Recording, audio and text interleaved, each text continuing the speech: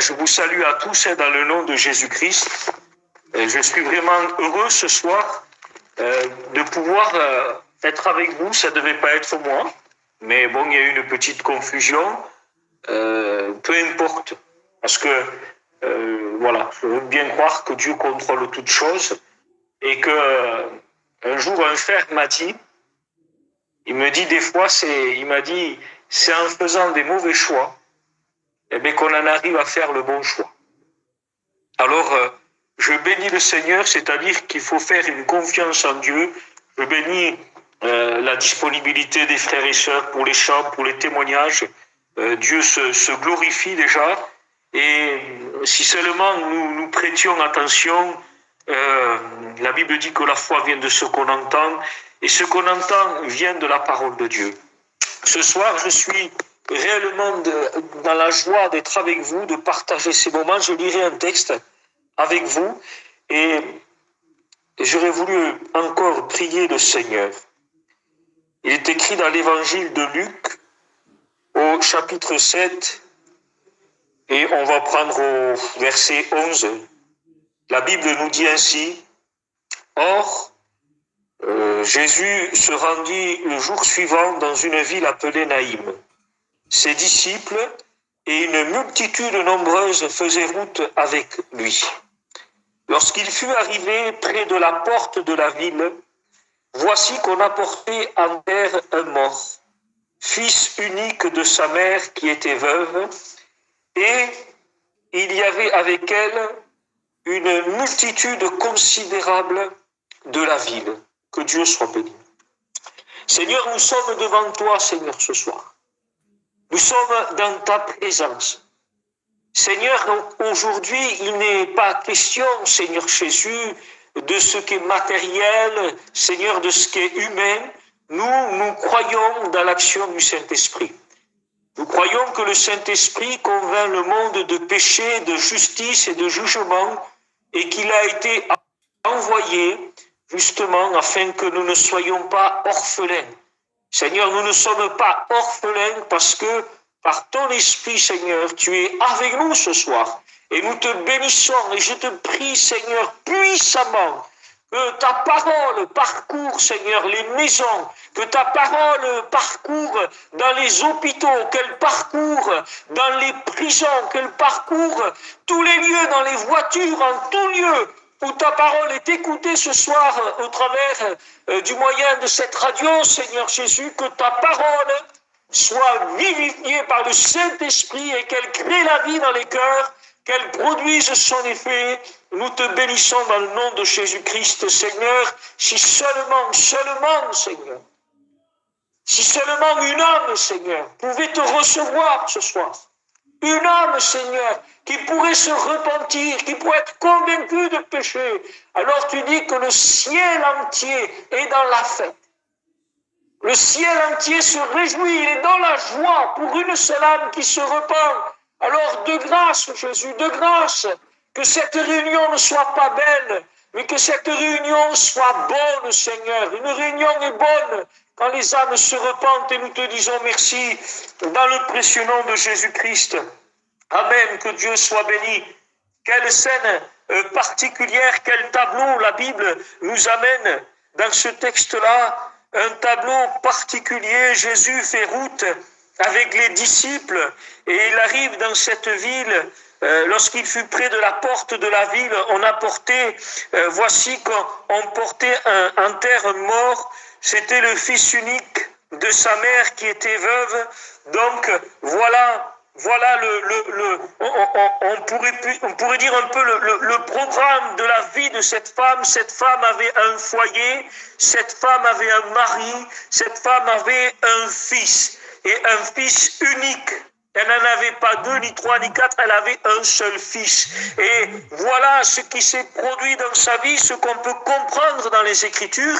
Cette femme vivait dans un foyer. Cette femme, un jour, a pris la décision de se marier. Elle s'est mariée avec des projets, c'est-à-dire sûrement qu'elle était au départ jeune fille et son mari jeune garçon. On peut imaginer le placer dans notre contexte aujourd'hui de ce que nous vivons, parce que ce soir, il est question, bien entendu, de projet. Ce soir, il est question de projet. Ce soir, il est question d'avenir. Mais il ne peut pas avoir un avenir, on ne peut pas se projeter dans l'avenir si on ne règle pas le présent. Et la Bible dit, si aujourd'hui, c'est la Bible qui le dit. Et ce soir, nous voulons apporter une attention particulière à la parole de Dieu. Parce que ce qui a du poids, ce qui depuis des millénaires a été combattu, on en a brûlé, on en a déchiré, on a fait ce qu'on a voulu. Mais aujourd'hui, la Bible est toujours au milieu de nous. On l'a interdit dans des villes et puis on en a introduit de différentes manières. On n'arrêtera jamais, on ne peut pas lier la parole de Dieu parce que la parole de Dieu, c'est la vérité. Et c'est la vérité qui libère. Alors on veut donner, si c'est la vérité qui libère, on veut donner toute la force, toute la valeur à la parole de Dieu. Et ce soir, c'est des projets. Jamais, jamais, jamais on ne doit dire à quelqu'un petit à petit. Ça viendra. Non, non, non, parce que ce n'est pas le discours de la Bible. La Bible dit, si aujourd'hui tu entends ma voix, n'endurcis pas ton cœur. La Bible dit aujourd'hui, la Bible ne dit pas demain, la Bible ne dit pas petit à petit, non, c'est pas vrai. Si tu es en train de te noyer, si tu es à bout de force et qu'on te laisse une bouée, tu ne vas pas, qu'on te lance une bouée, tu ne vas pas dire je vais la prendre petit à petit, tu vas la saisir d'un coup. Pourquoi? Parce qu'il est question de la vie de ton âme, il est question de ta vie et ce soir, c'est ça l'évangile, c'est ça une réunion, il est question non seulement de ta vie, mais de ta vie éternelle. Alors ce soir, écoute la parole de Dieu, donnons cette valeur. Sûrement qu'elle était jeune fille, jeune garçon, et un jour de certaine façon, peut-être, ils étaient de la même famille, je ne sais pas, mais ils ont pris la décision, c'est celle de se marier. Elles avaient des projets, sûrement elles priaient, peut-être elles disaient, Seigneur, Seigneur mon Dieu, que je me marie avec celui que tu veux. Et puis que cet homme disait, c'est celle-là, Seigneur, regarde, je ne sais pas pourquoi dans mon cœur ça bouge quand je la vois. Seigneur, mais si c'est pas celle-là, ne permets pas. Mais si c'est celle-là, elle aura plani toutes choses. Et ils se sont retrouvés, et ils se sont unis. Avec ce désir de fonder un foyer. Et ils ont fait des projets dans leur cœur. Celui d'avoir un enfant. Et je ne sais pas de quelle façon et quel projet ils ont fait pour ce fils. Mais voilà qu'il n'en était peut-être pas. Ils n'ont jamais fait dans leur projet. Ils n'ont jamais fait dans le projet ce tableau que nous voyons. Parce que ce tableau que nous voyons, jamais on le fait en projet. Je voudrais m'arrêter 2 minutes pour vous raconter une situation que j'ai vécue, toute simple, et dans laquelle le Seigneur m'avait donné un mot particulier.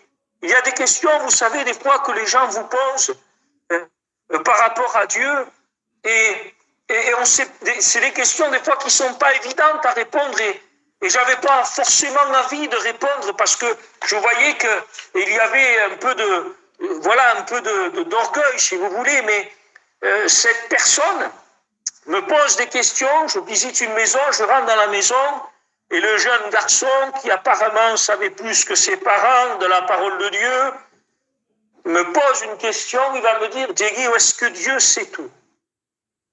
Je dis oui, il est omniscient, c'est la divinité, il est divin, il est omniscient, Dieu sait tout. Il me dit d'accord. Alors il me dit, si Dieu sait tout, Dieu sait, il me dit, si je vais l'accepter ou non. Je dis, ben oui. Il me dit, si Dieu sait que je ne vais pas l'accepter, donc que je vais aller en enfer. Alors pourquoi Dieu m'a créé? Pourquoi Dieu me fait venir à l'existence? Si il sait que je vais le rejeter et que je vais partir en enfer, il me dit. C'est pas facile à répondre à des questions comme ça. Je vous dis franchement, par rapport à sa question, à la limite, j'avais pas forcément envie de répondre, mais le Seigneur m'a donné une réponse. Alors je lui ai fait simplement. Pourquoi? Parce que la situation se prêtait tout simplement. Ce garçon, ça faisait quelque temps qu'il s'était marié, et dans le respect que je vous dois, sa femme attendait un bébé. Alors je lui ai posé cette question. Je lui ai dit, mon garçon, renonce à ton enfant maintenant. Renonce à ton enfant. Il me dit, non, pourquoi tu veux que je renonce, il me dit. Alors je lui ai dit, écoute-moi, il faut que tu y renonces. Pourquoi tu ne veux pas y renoncer? Non, parce que c'est mon enfant, je l'aime, je ne veux pas y renoncer. Alors je vais dire maintenant, je lui pose une question. Je dis, tu as des projets pour ton bébé? Tu as choisi un nom pour ton bébé? Est-ce que tu as déjà parlé avec ta femme? Je dis, mon garçon, est-ce que c'est arrivé de parler avec ta femme et de lui dire à ta femme, qu'est-ce que tu penses si notre garçon ferait 10 ans de prison? Est-ce que tu as fait ce projet-là avec ta femme? Non. J'ai dit, mon garçon, est-ce que tu as fait un projet? Et si notre enfant serait un drogué? Si ça serait un violent? Ça serait bien non comme projet, si ça serait un violent qui frapperait sa femme, qui terroriserait ses enfants, qui s'alcooliserait. Est-ce que tu as fait des projets comme ça pour ton fils? Il me dit, ben non. Alors je vais te dire quelque chose de la part de Dieu. Et je vous dirai tout simplement, quand même, je vous lis ce verset qui se trouve dans Jérémie 29, verset 11. C'est Dieu qui parle. Dieu dit, je connais les projets que j'ai formés sur vous, dit l'Éternel. Projets de paix et non de malheur, afin de vous donner un avenir et de l'espérance. Que Dieu soit béni. J'ai dit, mon garçon, je vais t'expliquer quelque chose. Je vais t'expliquer des choses qui sont écrites dans la parole de Dieu. Et ce soir, nous allons les partager, même si nous partagerons que ces textes-là. Mais je veux que tu comprennes quelque chose de la part de Dieu. Je veux que tu te situes dans ta vie, là où tu te trouves aujourd'hui. Ce que tu es en train de faire. Il y a des mots de Dieu pour toi, il y a des paroles de Dieu pour ta vie ce soir. L'évangile, c'est pas quelque chose qui est au hasard. C'est pas une histoire, une fable, ce n'est pas un film. L'évangile, c'est toute une œuvre, des projets de toute éternité que Dieu a fait pour toi. Écoute bien cette parole qui se trouve dans le psaume 139. Dieu te parle ce soir. Tu as prié Dieu dans ton désespoir, dans ton impasse. Tu as prié Dieu. Tu as dit, réponds-moi. Sinon, si ce soir tu ne me parles pas, tu ne me réponds pas, alors je ne viendrai plus à toi. Je ne veux plus rien savoir de toi. Ou peut-être tu as dit ce soir, je mettrai fin à ma vie. Eh bien, écoute bien cette parole. Mets foi dans cette parole parce que Dieu est en train de te parler. Il est écrit comme cela dans le psaume 139. Il est écrit comme cela, écoute bien. Il est écrit au verset 15. Il va dire, mon corps n'était pas caché devant toi lorsque j'ai été fait dans le secret, tissé dans les profondeurs de la terre. Verset 16, écoute bien. Quand je n'étais qu'une masse informe, tes yeux me voyaient.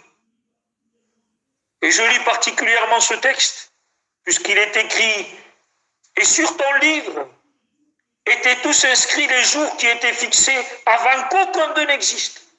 Avant qu'aucun d'eux n'existe, sur un livre de Dieu étaient écrits tous les jours de ta vie, de ton existence. Tu vas comprendre ce soir, et je voudrais que tu comprennes. Qui est Dieu? Qui est Dieu pour former des projets sur ta vie? Je connais les projets que j'ai formés sur vous, dit l'Éternel. Dieu a formé des projets sur nous, mais qui est Dieu pour former des projets sur ta vie? Il dit, lorsque tu n'étais, quand je n'étais qu'une masse informe, tes yeux me voyaient. Quand j'étais caché dans le lieu secret, que j'étais tissé, tenu caché dans le sein de ma mère, il dit, tes yeux me voyaient. Et le texte dit ainsi qu'il y a une masse. Une masse, elle est informe, imagine, une masse informe. On ne sait pas trop ce que c'est. Et pourtant, Dieu te voyait déjà. Dieu te voyait dans le sein de ta mère. Je voudrais te dire quelque chose. Tes parents ne te voyaient pas et Dieu avait déjà les regards sur ta vie. Quand tu étais dans le ventre de ta mère, Dieu avait les regards sur ta vie. Et il est écrit dans le livre du prophète Jérémie, chapitre 1, verset 5. Écoute bien.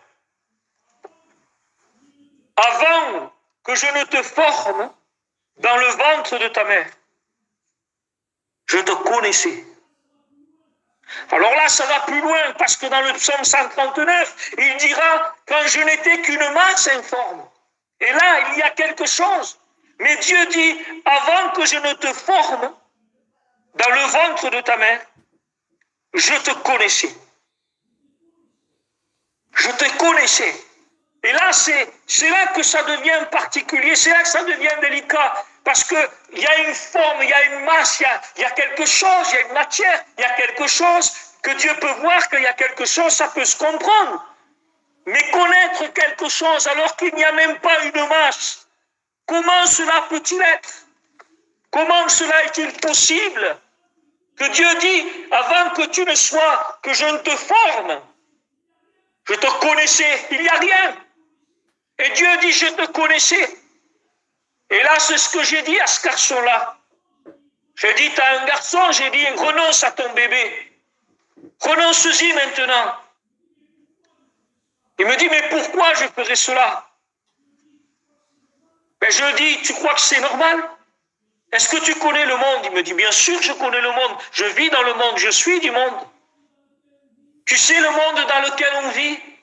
Il me dit, oui. Je dis, je le sais, moi aussi, parce que j'y ai vécu pendant 22 ans.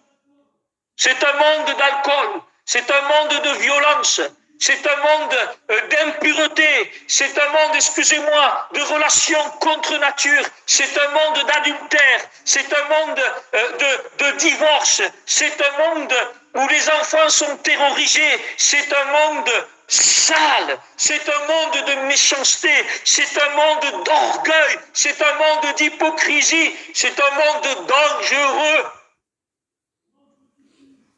Comment peux-tu décider d'avoir un enfant? Dis-moi un motif. Explique-moi pourquoi tu décides d'avoir un enfant pour le faire vivre dans un monde aussi dangereux. Donne-moi une seule raison. Et ce garçon m'a dit, je ne peux pas y renoncer. Je dis, pourquoi? Il me dit, mais parce que je l'aime. Ah bon? Je dis, parce que tu l'aimes. Et je dis, pourquoi tu voudrais que Dieu renonce à te créer à toi? Et je dis, est-ce que tu crois que Dieu avait des projets pour toi? Que tu vives dans le monde? Que tu te livres à la souillure du monde? Est-ce que tu crois que Dieu avait pour projet pour toi que tu ailles en enfer? Est-ce que tu crois que Dieu t'a créé pour que tu ailles en enfer? Dieu dit, je connais les projets que j'ai formés sur vous, dit l'Éternel, des projets de paix et non de malheur, afin de vous donner un avenir et de l'espérance. Je voudrais te dire quelque chose, c'est qu'un jour, dans la dimension éternelle, je vais te le dire au travers d'un verset qui est écrit dans la parole de Dieu, dans l'Épître aux Éphésiens. Il est magnifique, écoute bien ce texte-là, ça se trouve dans la Bible. Je connais les projets que j'ai formés sur vous, dit l'Éternel. C'est la parole de Dieu, c'est la vérité. On ne peut croire que dans la parole de Dieu, parce que rien n'a pu la détruire, rien n'a pu arrêter la parole de Dieu. Il dit, c'est des projets de paix et non de malheur. Dieu n'a pas prévu et créé des hommes pour qu'ils aillent en enfer. Il n'a pas créé des hommes pour qu'ils se droguent, pour qu'ils se fassent violence, pour qu'ils soient méchants.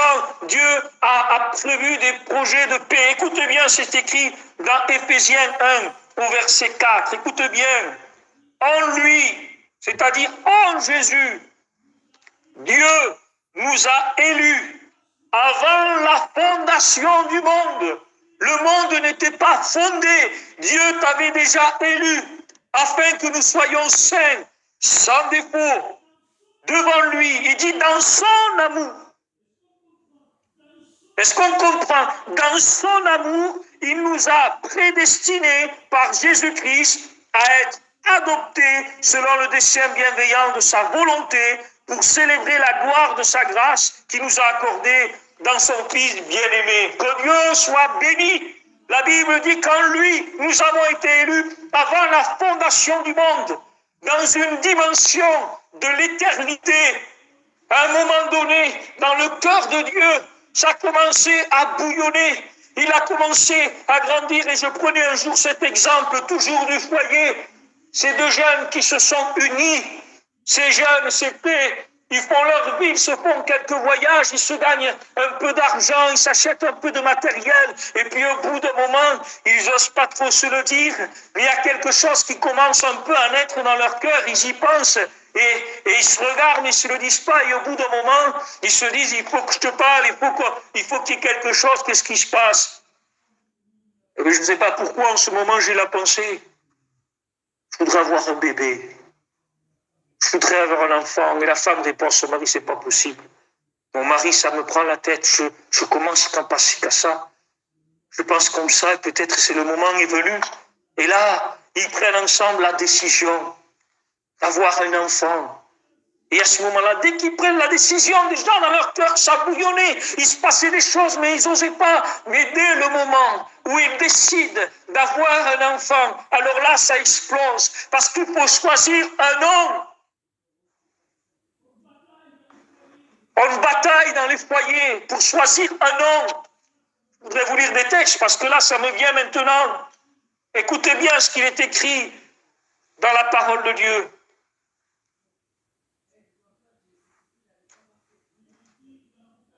Il est écrit dans Apocalypse 17, verset 8. Et les habitants de la terre, dont le nom n'a pas été inscrit dès la fondation du monde, dans le livre de vie. La Bible dit ainsi, et les habitants de la terre dont le nom n'a pas été inscrit dès la fondation du monde, dans le livre de vie.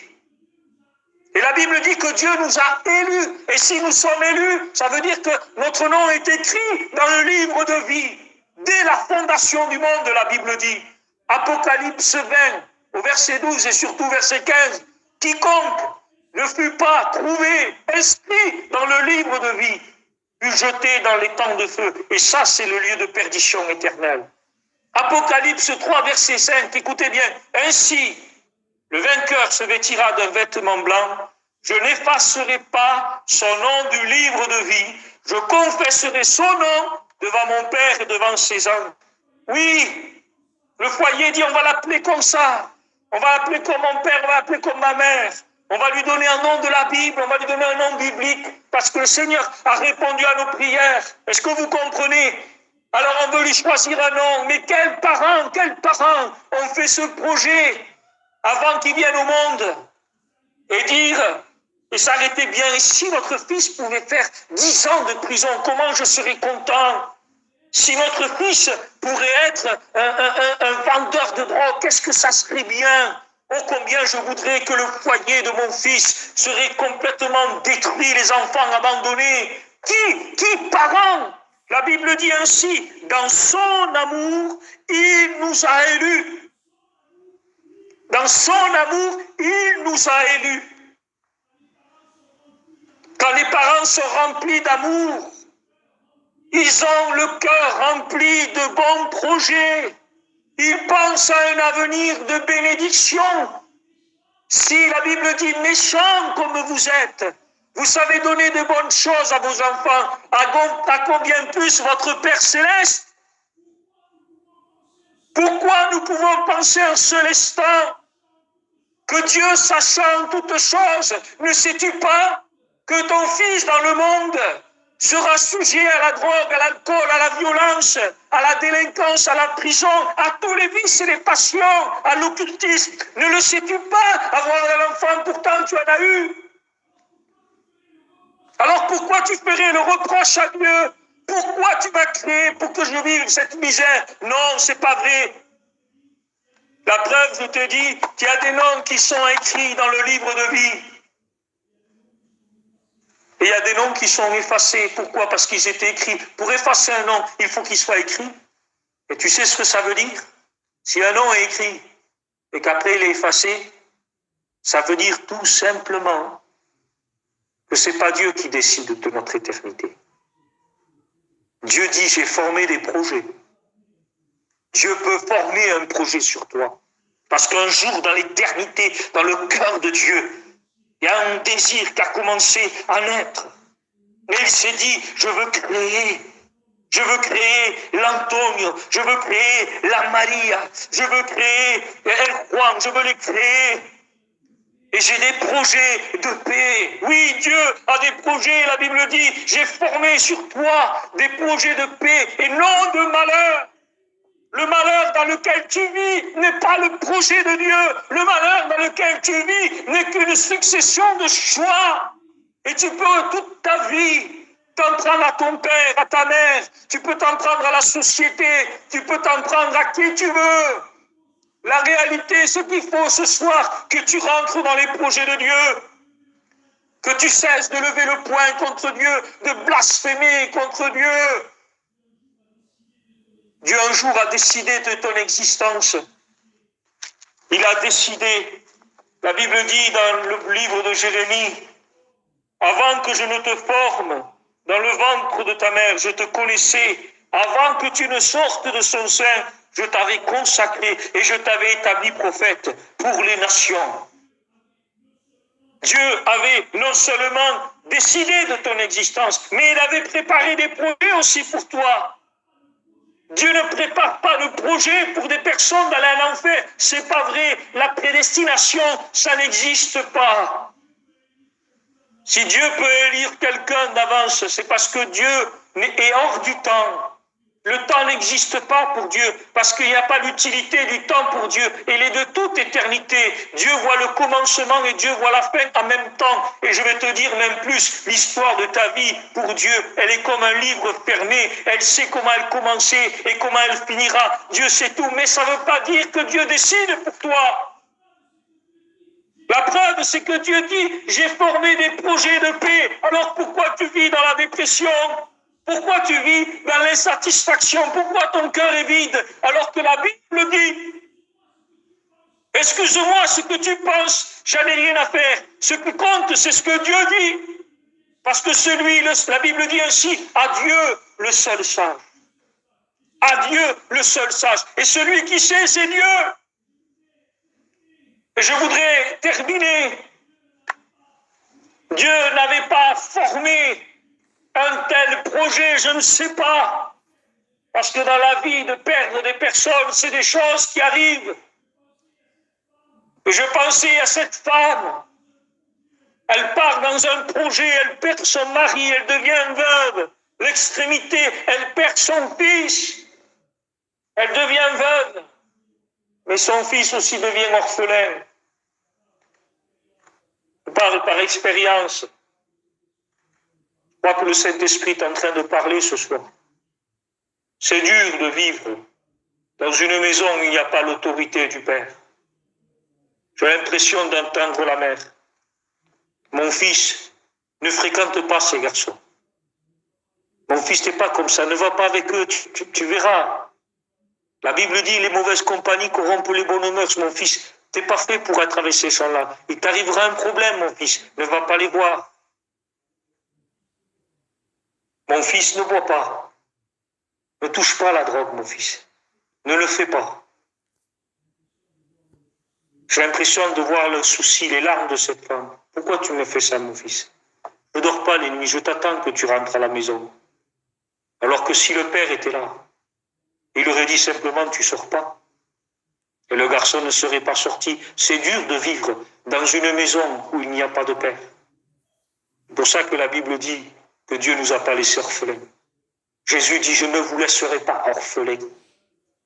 La femme était veuve, le garçon était orphelin. Mais après, je ne sais plus quoi vous dire. Parce que j'ai cherché dans le dictionnaire. J'ai cherché dans le dictionnaire. J'ai cherché comment on appelait quelqu'un qui perdait un enfant. C'est bizarre, mais dans le dictionnaire de la langue française, ça n'existe pas. Il n'y a aucun mot qui est sur quelqu'un qui perd un fils. Il n'y a pas de mot, ça n'existe pas. Pourtant, la langue française riche, ça n'existe pas. Est-ce que vous croyez que c'était le projet de Dieu pour ce garçon? Oh, je ne dis pas de mourir, mais se dit le malheur. Un cortège de morts. Un cortège de morts. Une veuve, elle perd son fils unique. Un garçon qui avait un avenir. Écoute, de la part de Dieu ce soir, tu as un avenir. La Bible dit, afin de vous donner un avenir et de l'espérance.